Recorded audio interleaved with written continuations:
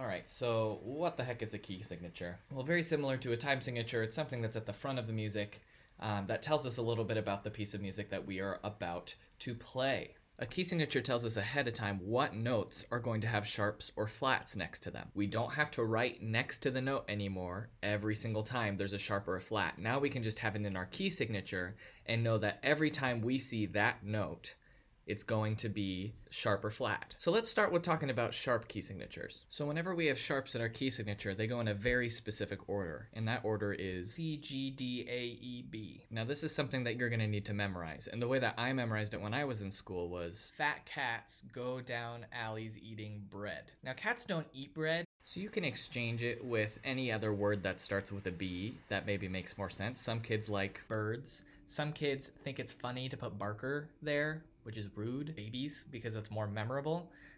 Whatever helps you memorize the order of the sharps. Now our order of flats is the exact opposite of our order of sharps. So when we're talking about key signatures with flats in them, it goes in the opposite order. B, E, A, D, G, C, F.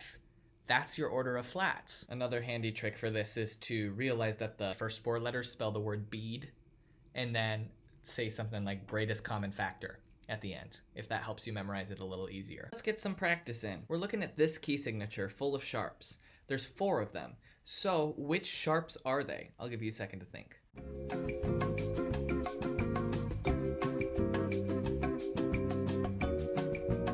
Well, if you remember our order of sharps, you'll know that it's the first 4 sharps. F, C, G, D. Fat cats go down. You can also figure it out by looking at the lines that the sharps or flats are placed on. You'll notice in this key signature that there are sharps placed on the F line, the C space, the G space, and the D line. Those are our 4 sharps.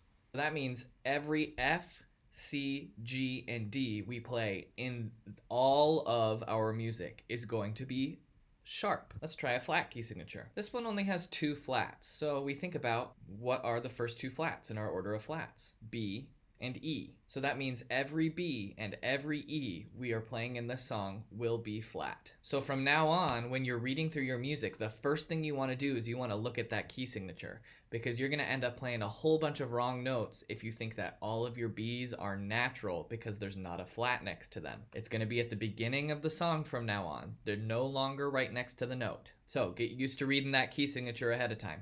Let me know if you have questions. Good luck!